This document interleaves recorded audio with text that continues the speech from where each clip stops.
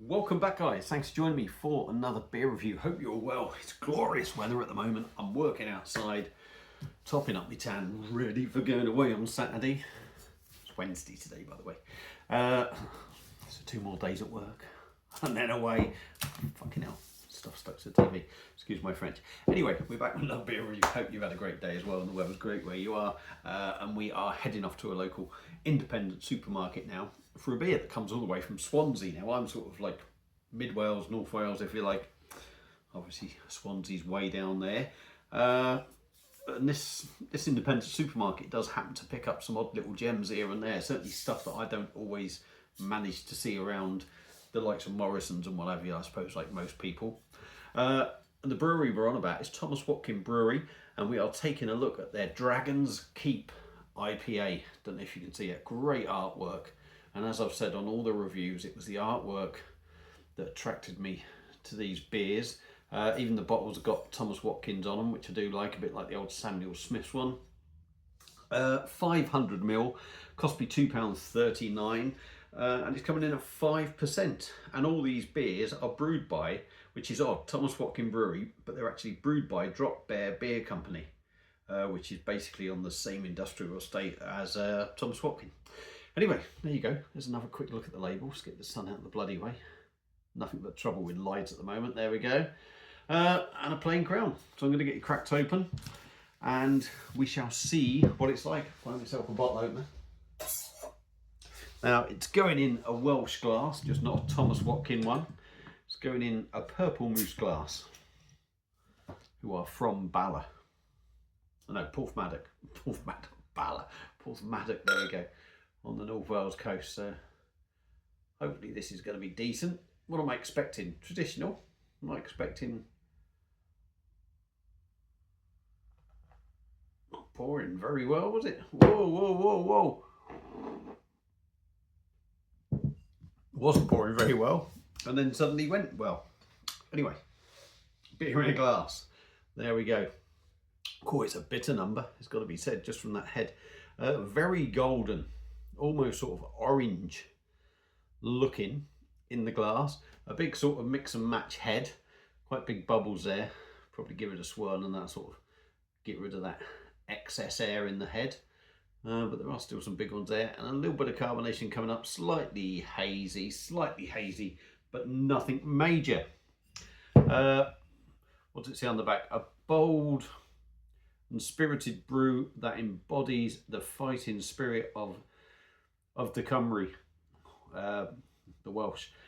Unleash the dragon and discover a new Welsh legend. Dragon's Keep is a premium IPA brewed in Wales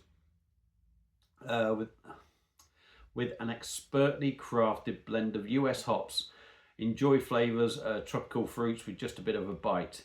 The hops are Tettnang, which is interesting because I'm certain that's a German one, Equinox, Citra and Eldorado, but I could be wrong. Tettnang, I'm certainly so. Certainly in a lot of German beers. So there we go. That's what the beer looks like. Let's dive in on the nose. There is a little bit left in the bottle. Yeah, you definitely get that sort of American hop feel in there. It's actually got a little bit of a marmalade side to it. Almost traditional West Coast tickle of it. Grapefruit maybe. Yeah, it's got a very much a West Coast feel. Grapefruit and orange. I wouldn't say I'm really getting a pine note there or anything, but it doesn't say that. But yeah, it smells decent enough, and I could taste on when I slurped that bit of head. There's definitely a little bit of bite in there. Will it be up my street? I'm not sure. That orange citrus thing is always a little bit of a no-no for me. But there we go. That's what the beer looks like. Let's dive in. Give it a go. Cheers.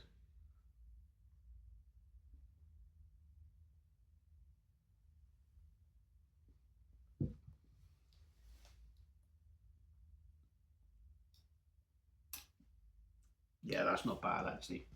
That's not bad.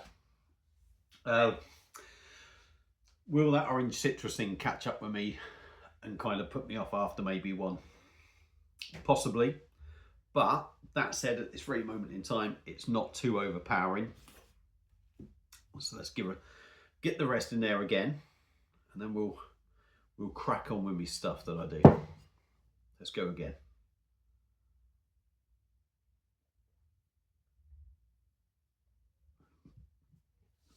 %. I think it's a medium sort of body for this. I wouldn't say it's the heaviest sort of 5% beer I've had. Certainly the blonde ale that I had of theirs had a fantastic body. Different sort of beer though. That was really good for a 5%. This is a medium sort of body.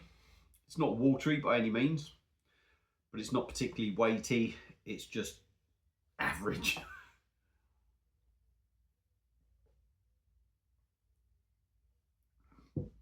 It's quite busy in the mouth,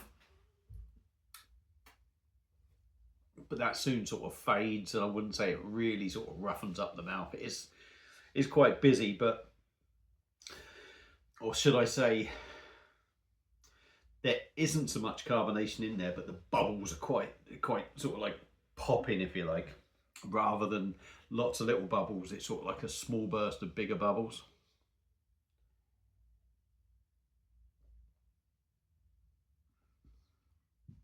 Quite smooth, quite easy to drink.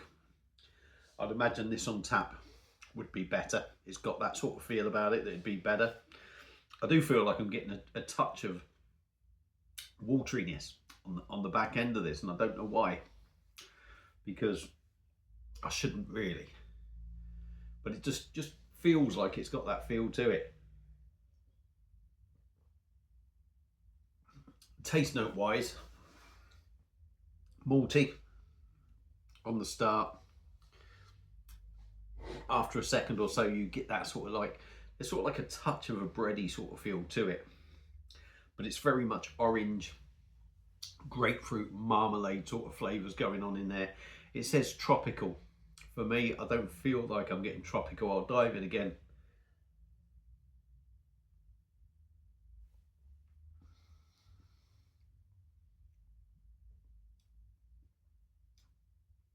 No, I wouldn't say I'm getting tropical. And there's definitely a thinness about it. There's even a slight thinness on the taste. I mean, if that tropical thing is there, something does sort of disappear. I wouldn't call it tropical, but something does disappear, and it leaves you more with the orange and the grapefruit thing going on. Pardon me. So maybe if that is the tropical thing, the tropical side of it is very thin. But yeah, got a feel of a traditional sort of West Coast rather than just an IPA.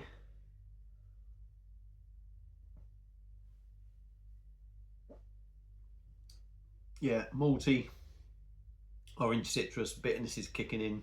It sort of starts, for me, you sort of like get that sort of citrus bitterness, if you like, that orange sort of citrus bitterness.